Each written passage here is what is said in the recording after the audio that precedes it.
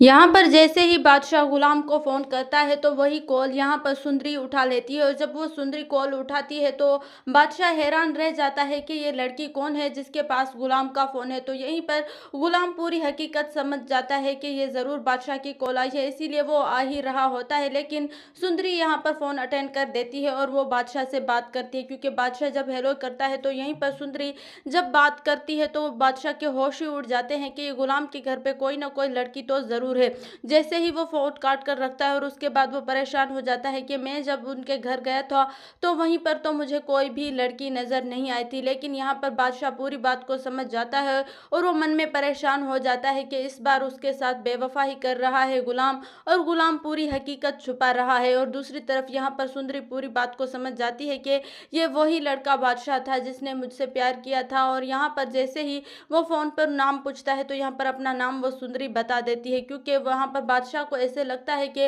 वो जिस लड़की को पसंद करता है उस लड़की का नाम सुंदरी ने बल्कि सुंदुल है। तो यहाँ पर ये सब सुनकर बादशाह और भी हैरान रह जाता है और बादशाह चला जाता है अपने बाप के पास और वहीं पर वो कहता है कि मुझसे बहुत ही बड़े सब कुछ छुपा रहा है गुलाम, क्योंकि गुलाम के घर जब मैं गया था तो वहीं पर कोई भी लड़की नहीं थी। लेकिन गुलाम का आज फ़ोन एक लड़की ने ही उठाया है। मुझे अब इस बात का पता चल चुका है कि मुझसे ज़रूर कुछ ना कुछ तो गुलाम छुपा रहा है और वो मुझसे बहुत दिन हो गए हैं सही से बात भी नहीं कर रहा है। तो यहाँ पर ये पूरी उलझनें बादशाह को अंदर से ही खा रही होती हैं और दूसरी तरफ यहाँ पर बादशाह को बेइंतहा प्यार हो जाता है। जैसे ही वो हर वक्त अकेला ही में बैठता है तो उसे ऐसे महसूस होता है कि उसके साथ सुंदरी है और वो अपने ख्यालों में ही गुम होने लगा है। और दूसरी तरफ जब अपनी फूफो के पास जाता है और उसे कहता है कि हमारी हालत एक जैसी हो चुकी है, क्योंकि आप अपनी बेटी के लिए परेशान हैं और मैं अपनी मोहब्बत के लिए, क्योंकि मैंने जब एक बार ही उसे देखा था तो मैं उस पर फिदा हो चुका था और मैं चाहता हूँ कि जल्द से जल्द मैं उस लड़की के साथ शादी कर लूँ। लेकिन वो लड़की मैंने इतना ढूंढा है लेकिन मुझे वो कहीं से भी नहीं मिल रही है और आप अपनी बेटी को ढूंढने की कोशिश कर रही हैं, वो भी नहीं मिल रही है। और दूसरी तरफ यहाँ पर जब गुलाम आता है सुंदरी के पास और सुंदरी से कहता है कि तुम्हें ऐसा नहीं करना चाहिए था,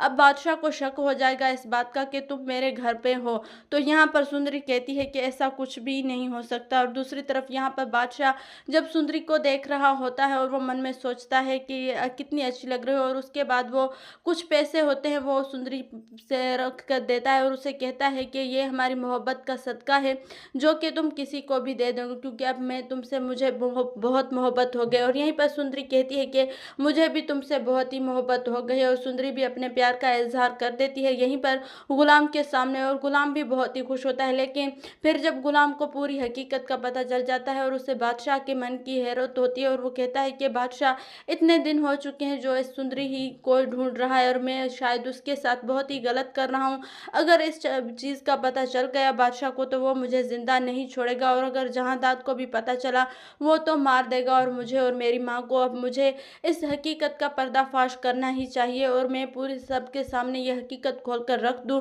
कि ये वही लड़की है जो कि बादशाह इसे पसंद करता है। और दूसरी तरफ यहाँ पर गुलाम को ये डर होता है कि अगर मैं ये हकीकत पूरी खोल कर रख दूंगा तो सुंदरी मुझसे नाराज़ हो जाएगी और वो हमेशा हमेशा के लिए मुझे छोड़कर चली जाएगी। तो यहाँ पर गुलाम फंस जाता है और वो मन में सोचता है कि मैं करूँ तो क्या करूँ, और अब मुझे इस चीज़ का कोई ना कोई तो हल निकालना ही पड़ेगा। अगर मैं सुंदरी का सच सबके सामने खोल कर रख दूंगा तो सुंदरी नाराज़ हो जाएगी, और अगर बादशाह को कभी भी इस चीज़ का पता चला कि वही लड़की है जिसे बादशाह पसंद करता है और वही मेरे साथ रह रही है तो बादशाह मुझे मार देगा और साथ ही साथ जहांदाद भी बहुत ही गुस्सा होगा।